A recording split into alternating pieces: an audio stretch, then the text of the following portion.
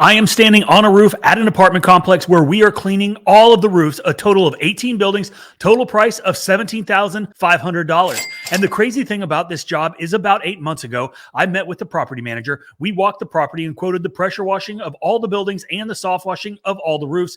And then about 7 months ago, we got the call to move forward with the pressure washing of the buildings, but not the roofs for this community. And we were also asked to provide an estimate for a sister property, which we did and also got and completed. We came in, we knocked out both communities. They went smoothly, great profit margins. Obviously, it would have been a lot better had they done the roofs, but they said they didn't have it in the budget. The manager also mentioned that our roof washing estimate was nearly double of one of the other bids that she got. She also told me that the company had quoted her on the pressure washing, which was a little bit more comparable to what I had quoted. But then she showed me this guy's estimate, and what I saw made me laugh out loud because it was one of the dumbest things that I had ever seen in all of my years of doing this. And I'm talking like jaw on the ground, dumbfounded, and I'm going to tell you what that was in a minute, but I need to tell you about everything else that happened since that conversation that led up to me standing here on this roof. And if you guys want to learn how we land jobs like this apartment community, parking garages, hospitals, government contracts, and a bunch more high-dollar commercial accounts, check out Local Dom 2, the 100K Blueprint. This is the most in-depth marketing course where we teach something we've never taught before,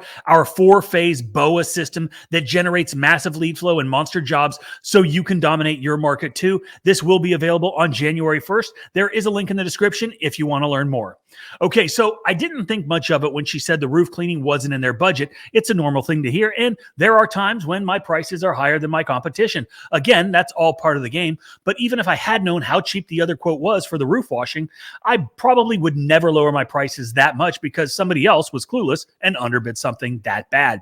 And like I said, this wasn't even a competitive situation anyway because the roof washing wasn't in their budget. And this is when the story gets a little bit strange and is going to lead us back to what I saw on the other guy's estimate. So about a week ago, I get a message to call the maintenance manager at this community, and he asked if I could come out and talk to him about the roof cleaning. So my immediate assumption was they somehow found the money in the budget. I mean, it is close to the end of the year and they wanted it done, and this actually happens more than you think. Extra money in the budget, they need to spend it, so they call people to get stuff done. So I set up a time to go meet him, and he proceeds to tell me that they had an inspection of the entire property by their insurance company a few weeks earlier, and in order for them to continue to maintain coverage, they were going to have to clean every single roof by the end of the year. Now, this is something that is pretty new and hopefully something that will become more prevalent as more insurance companies see the benefit of maintaining asphalt shingle roofs. And I'm starting to get more and more calls from people that are being told this by their insurance companies. Regardless, they needed to get it done. They needed it done in a hurry. And as with most businesses, they went with the lowest bidder, which I was not. So guess who they called?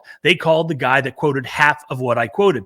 He accepted the job, of course. He got out there, and on day one, he said that he couldn't clean the roofs for that price anymore because he needed to rent a lift. Now, as you can see, you don't really need to have a lift for these roofs, but for whatever reason, this guy thought he did. And because they were in a hurry, they needed it done, they liked his price, so they told him to go ahead and rent a lift and just add it to his invoice. So you would think that the story ends right here, but not with this guy. So what the maintenance manager told me next is almost as crazy as what he had put on his original pressure washing estimate. And that was he couldn't rent a lift because he didn't have a credit card, and none of the rental companies would rent to him because he didn't have general liability insurance. And again, you would think that it would just stop there and they'd call somebody else, but it didn't. The maintenance manager told him that they used ladders to get on the roof when they needed to, and he really didn't need a lift, trying to give this guy every opportunity to get the job done. But he told him that he didn't have a big enough ladder and didn't have enough money to buy one, so he asked him if he could borrow theirs.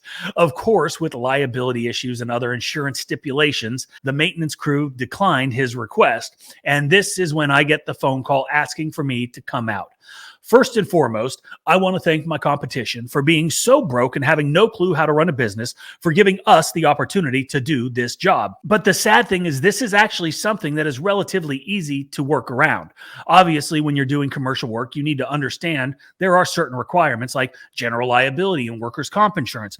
You also need to understand the scope of work as well as your limitations. Do not bite off more than you can chew, and there are two reasons for this. The first is, if you do, you're most likely likely going to lose money on the job. The second is it kills your credibility with the customer.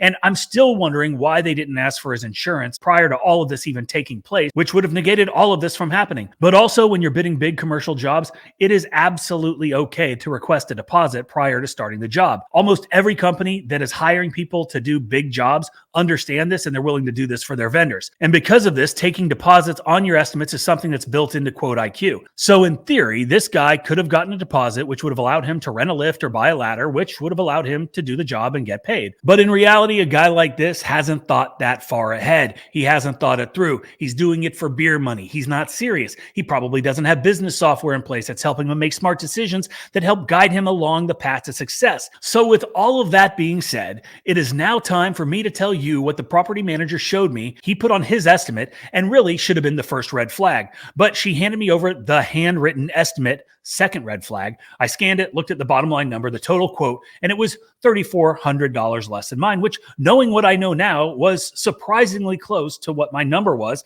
So I was kind of impressed with that. But then I scanned the top where he had two line items. The first was the price for washing all of the buildings. The second line was for the rental of a pressure washer.